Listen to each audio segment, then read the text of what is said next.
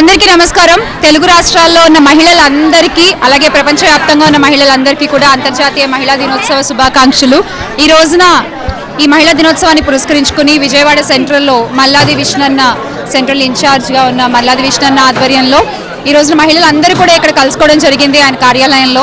ఈ కార్యక్రమానికి నన్ను ముఖ్య అతిథిగా ఆహ్వానించినందుకు వారికి ప్రత్యేక కృతజ్ఞత తెలియజేసుకుంటున్నాను. అలాగే నాతో పాటు ఇక్కడ ఇవాళ మేయర్ గారు భాగ్యలక్ష్మి గారు విజయవాడ మేయర్, అలాగే డిప్యూటీ మేయర్ అవతి శైలజారెడ్డి గారు కూడా పాల్గొన్నారు. కార్పొరేటర్లు కూడా ఉన్నారు, మహిళా కార్పొరేటర్లు.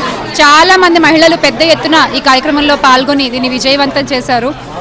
మహిళల కోసం నిలబడ్డ ప్రభుత్వం వైఎస్ఆర్ కాంగ్రెస్ పార్టీ అని మరొకసారి మహిళలంతా కూడా గొంతెత్తి చెప్పడం జరిగింది. ఈ రోజున ఈ కూటమి ప్రభుత్వంలో అదే మహిళలకి గౌరవం దక్కట్లేదు, మహిళలకి ఆసరా దక్కట్లేదు, భరోసా దక్కట్లేదు, కనీసం ఆడపిల్లలు క్షేమంగా ఇంటికి వస్తారన్న ధైర్యం కూడా దక్కట్లేదు ఆ తల్లిదండ్రులకి. మరి ఇలాంటి కూటమి ఎంత వైఎస్ఆర్ కాంగ్రెస్ పార్టీ ప్రశ్నిస్తున్నా కూడా ఎందుకు నోరు మెదపట్లేదు అని ఇవాళ మహిళలంతా కూడా మాట్లాడుకోవడం జరుగుతోంది. ఖచ్చితంగా రాబోయే ఎన్నికలలో మహిళలకి అండగా నిలబడిన, మహిళలకి తన పార్టీలో 51% పైగా ప్రతి ఒక్క పదవిలో కార్పొరేటర్ స్థాయి నుంచి హోమ్ మినిస్టర్, డిప్యూటీ సీఎంల వరకు పెద్ద పెద్ద స్థానాల్లో కూర్చోబెట్టిన జగన్మోహన్ రెడ్డి గారికి, అలాగే నవరత్నాల్లో 90% మహిళల్ని లబ్ధిదారులుగా చేసిన జగన్మోహన్ రెడ్డి గారినే మళ్ళీ ముఖ్యమంత్రిగా ఎంచుకోవాలని ఇవాళ మహిళలందరూ కూడా ఒక ప్రమాణం చేయడం జరిగింది. మరి వారి వారి స్థాయిలో వారి తెలిసిన వాళ్ళతో కానీ పక్కింటి వాళ్ళతో కానీ, అంటే నా అభిప్రాయం ప్రకారం ఇందాక కూడా చెప్పడం జరిగింది, మహిళలు కనుక నోరు తెరిచి మాట్లాడితే ఏ మీడియా అయినా ఏ సోషల్ మీడియా అయినా దాని ముందు దిగదూడిపోయాని నేను గట్టిగా నమ్ముతాను. సో మరి ఈ సందర్భంగా మహిళలంతా కూడా జగన్ గారు చేసిన మంచిని మరొకసారి ప్రజలకు గుర్తు చేసే ప్రయత్నం చేయబోతున్నారు. ఖచ్చితంగా మరొకసారి జగన్మోహన్ రెడ్డి గారిని ముఖ్యమంత్రిగా చేసుకుంటామని మహిళలందరూ కూడా భావిస్తున్నారు. అలాగే ప్రతి అడుగులోనూ మహిళలకి తోడుగా ఉన్న మగవారికి కూడా ఈ సందర్భంగా ప్రత్యేక ధన్యవాదాలు తెలియజేసుకుంటున్నాను.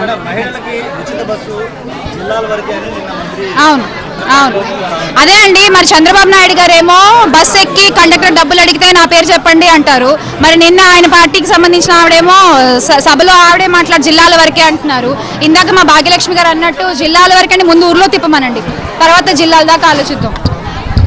నమస్కారం. ఈరోజు అంతర్జాతీయ మహిళా దినోత్సవం సందర్భంగా మహిళలందరికీ కూడా శుభాకాంక్షలు తెలియజేసుకుంటా ఉన్నాం.